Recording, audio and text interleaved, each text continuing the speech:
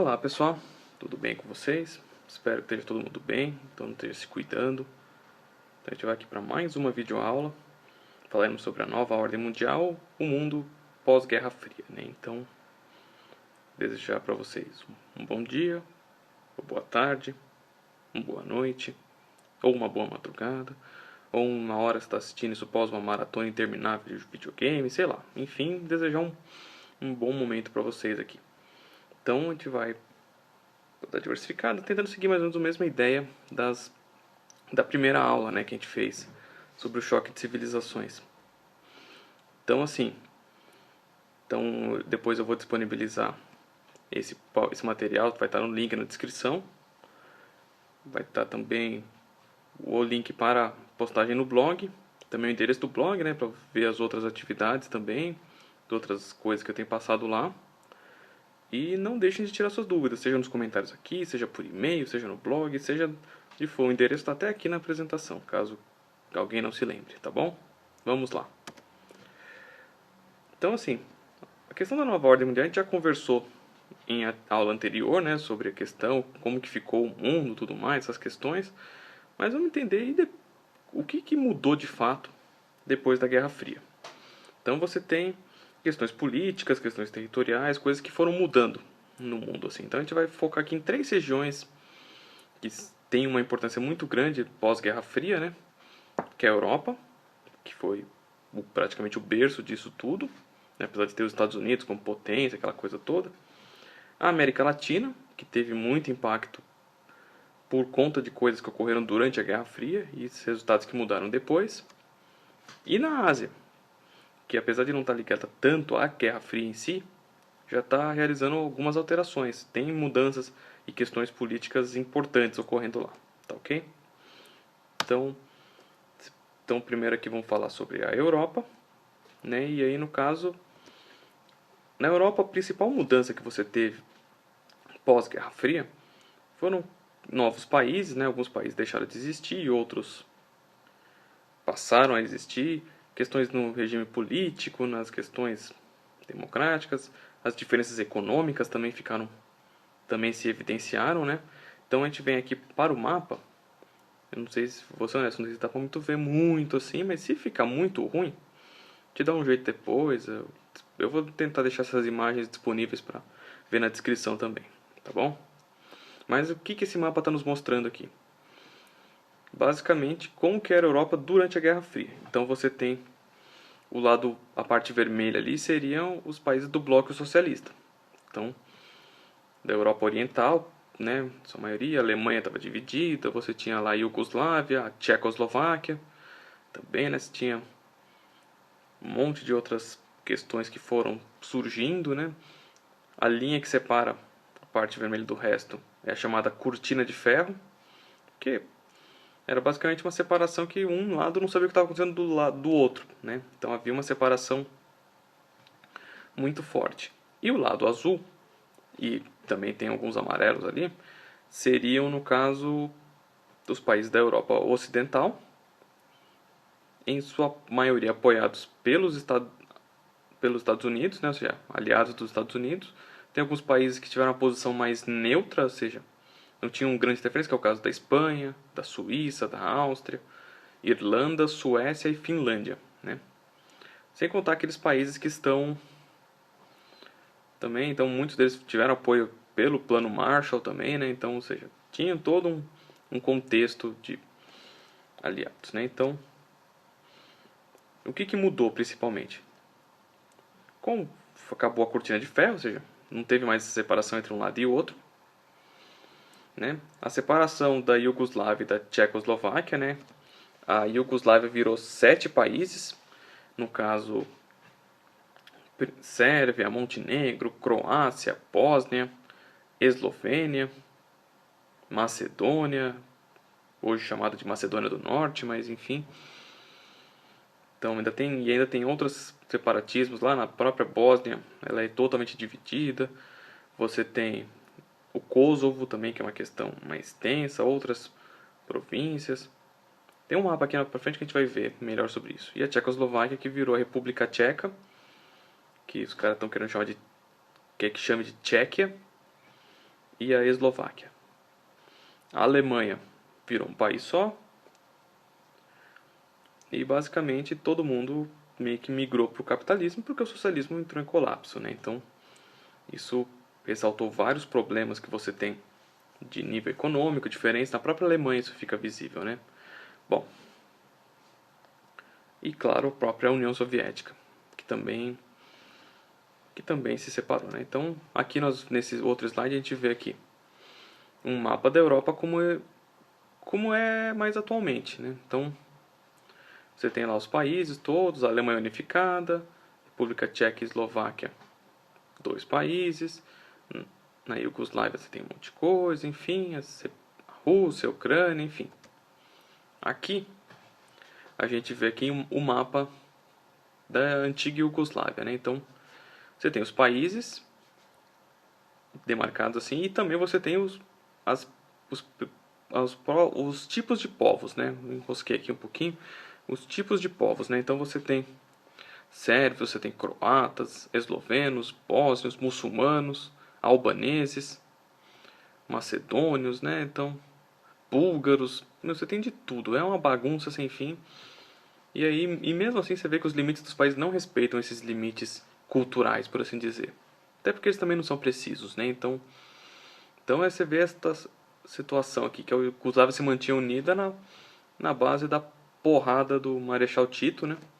Joseph Tito, que mantinha todo mundo. Ele era uma figura carismática e também ao mesmo tempo aterrorizadora, né? Então fica mais complicado, tá? Agora a gente vai falar da América Latina, que no caso, que diferente da Europa, como a gente vê aqui no próximo slide, não teve mudança territorial. Os países não mudaram. Não surgiram novos países, os países não deixaram de existir, os limites entre esses países não mudaram. A mudança mesmo que rolou foi no campo político, exceto Cuba, né? Então a gente tem essa questão aqui presente, né? Então, mais um mapa aqui. Ele basicamente, assim, mais uma vez eu peço desculpas, não sei se está muito visível, mas assim, o que esse mapa está mostrando são os limites dos países, indicando em alguns deles, não em todos, períodos de que eles enfrentaram ditaduras durante a Guerra Fria. Então, o Brasil. Então teve lá com tentativas de golpes na década de 50, tudo mais, também no começo de 60, antes do golpe militar, de 64, né? Que aí no caso foi o período, daí no Paraguai você teve a ditadura do Alfredo Stroessner, aí teve a ditadura no Uruguai, tudo, aí teve a ditadura do Pinochet no Chile, na Bolívia, em todas as regiões aqui você foi tendo atos ditatoriais. Em Cuba você teve a Revolução Cubana, né, de 59, que levou Fidel Castro ao poder, a cortar relações com os Estados Unidos. Afinal de contas, Cuba era tipo o quintal dos Estados Unidos, né? Então isso fica bem visível. Aí nesse próximo slide aqui, nós temos aqui na América Latina o fim das ditaduras, né? Em vários desses países, que no caso basicamente eles acabaram tudo. Outros acabaram tendo versões dessa ditadura também, né? Questões, por exemplo, a Nicarágua já está há muito tempo com o mesmo cara e é na repressão, tudo mais complicado. No caso de Cuba, ela se mantém no socialismo, porém já flexibilizou bastante desde os anos 2000, quando Fidel Castro já não estava mais no poder. O irmão dele, o Raul Castro, já foi liberando algumas coisinhas. Agora já tem um outro cara lá também que já está flexibilizando, só que ainda tem o bloqueio dos Estados Unidos, coisa que estava começando a aliviar na época do governo Obama, do Barack Obama, só que depois com o governo Trump já azedou de novo. Aí é o Trump fazendo bobagem, né? Normal. Tipo, tá, não vamos entrar nesse assunto hoje, tá? Vamos lá. Bom, então assim, só que Cuba tem aquele detalhe. A economia é fraca, é problemática, ela depende muito de negociação, porque não tem como negociar muito bem, tem bloqueios, ela não participa de entidades como da Organização dos Estados Americanos, ela não participa de algumas coisas por conta dos impedimentos dos Estados Unidos, então tudo mais não tem como fazer negociar direito, tem várias limitações. Então, mas apesar disso, você tem bons indicadores sociais. A questão de saúde, educação são uma das melhores do continente. Mesmo com a questão econômica não sendo, porque é tudo uma questão de prioridade, né? Mas mesmo assim, um dos grandes problemas que você enfrenta no continente, na América Latina, né, ou seja, os países de língua ou que falam português, espanhol ou francês, né, que é a América Latina, e aí você acaba colocando alguns outros países também, de língua inglesa ou holandesa, por conta da proximidade das características socioeconômicas, né? Então, que é desigualdade, ou seja, você ainda tem gente, os caras que são ricos vivem muito bem, tá ótimo, mas para muita gente a situação tá muito ruim. E nos tempos atuais só vai piorar, né? Então a gente tem que ficar atento a isso. Tá ok? Então, agora aqui a gente vai falar sobre a Ásia, né? Então, assim, na Ásia, se a gente for pensar na Guerra Fria, você teve alguns episódios, claro que você teve, né? Algumas situações que a gente pode falar, a gente vai falar de algumas delas aqui, mas no geral, tem coisas que não tem necessariamente a ver com a Guerra Fria, mas que foram tomando novas proporções nos tempos atuais, que são questões de disputas territoriais, ideológicas e políticas que entram nesses conflitos, né? Então é isso que é necessário ficar mais atento, né? Então o primeiro caso aqui que eu vou mostrar para vocês aqui tem os mapas, né? Então eu não vou ficar me aprofundando muito explicando coisas porque isso pode ser material para outras atividades ou em algum momento a gente já tenha falado disso. Mas vamos lá. No primeiro caso aqui nós temos o Vietnã, né? Acho que o Vietnã está presente na aula de história, tá tudo mais. Então o que você tem aqui? No mapa da esquerda, como que era a divisão de 55, quando teve a independência lá, a questão da Indochina francesa, aquele papo todo, até 76, que era o Vietnã do Norte, o Vietnã do Sul. O Norte socialista, o Sul capitalista, aquela coisinha básica. E como que ficou depois da guerra, né, que no fim das contas os Estados Unidos entrou na guerra e passou vergonha mesmo, foi tenso o negócio.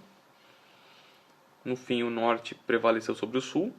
Ele se unificou tudo num regime mais socialista, ainda tem uma certa falta de transparência, aquelas coisas todas, né, que acabam acontecendo em regimes ditatoriais, totalitaristas, independente se de direita ou de esquerda, né.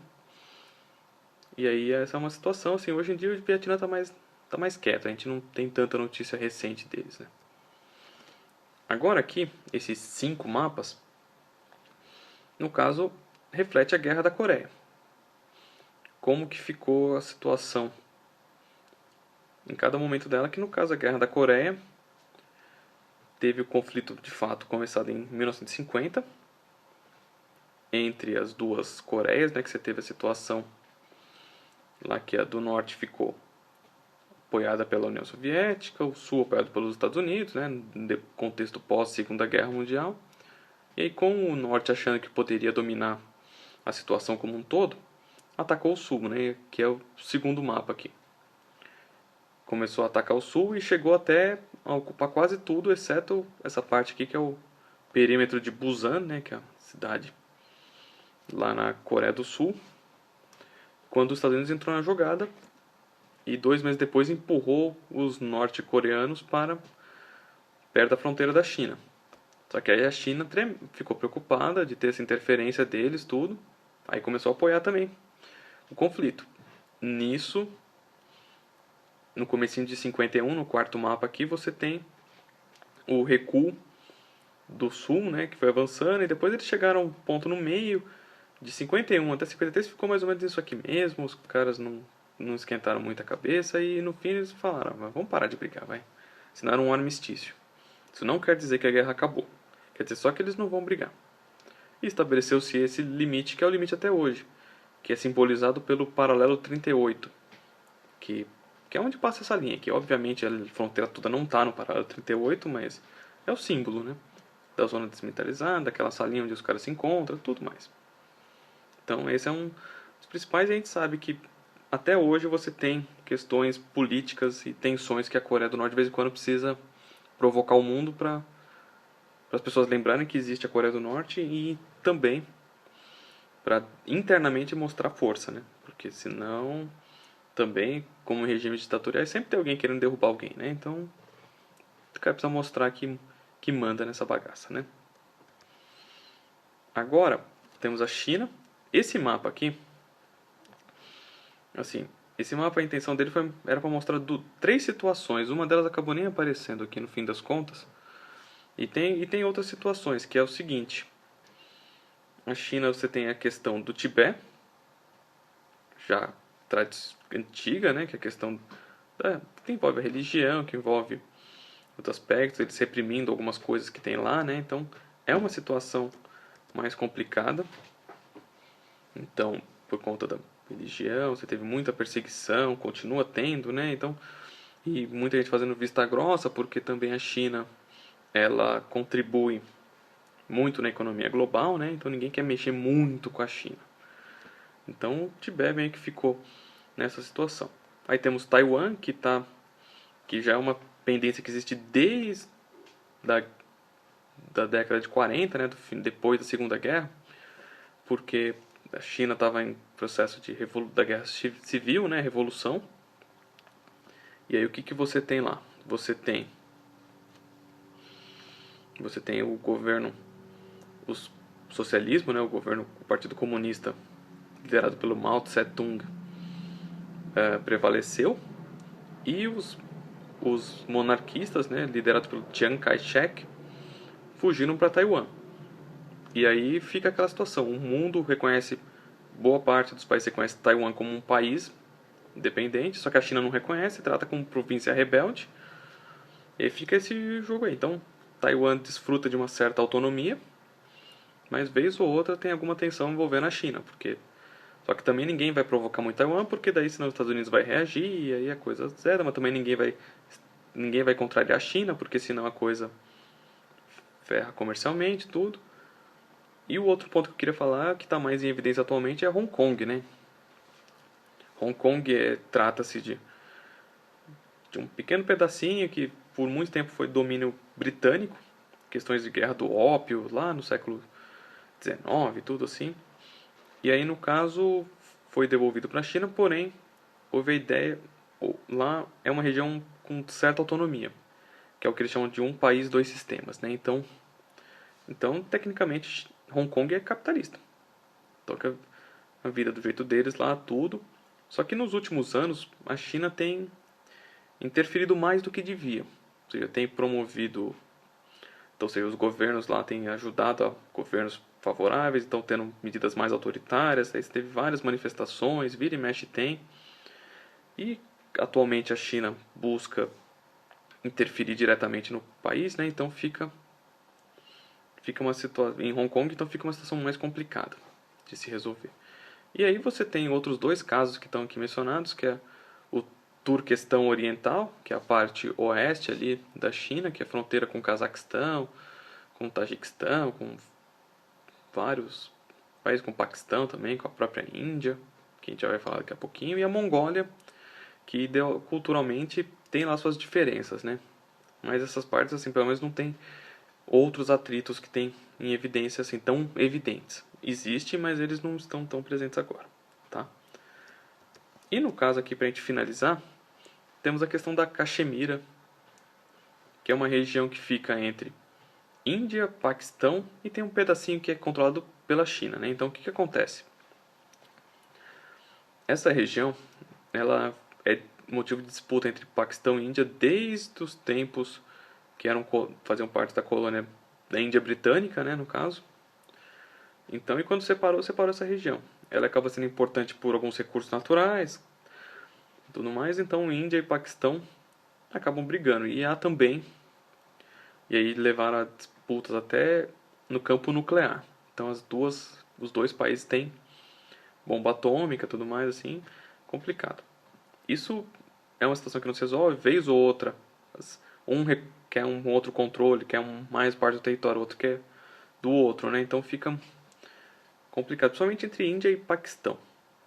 O que tem acontecido muito aqui, tem uma parte ali que quem controla é a China, né? E aí o que acontece? atualmente você tem tido algumas tensões entre Índia e China, principalmente, por causa de alguns desses controles indianos e chineses, assim. Então, em pleno 2020, você tem lá conflitos dessa ordem. Tá certo, gente? Então, finalizando aqui, espero que tenha sido legal, que vocês tenham aproveitado. Não deixem de tirar suas dúvidas. Lá no blog vai estar a atividade para vocês fazerem. Então, respondam lá as perguntas. Jogo rápido e é isso, tá bom? Abraços a todos.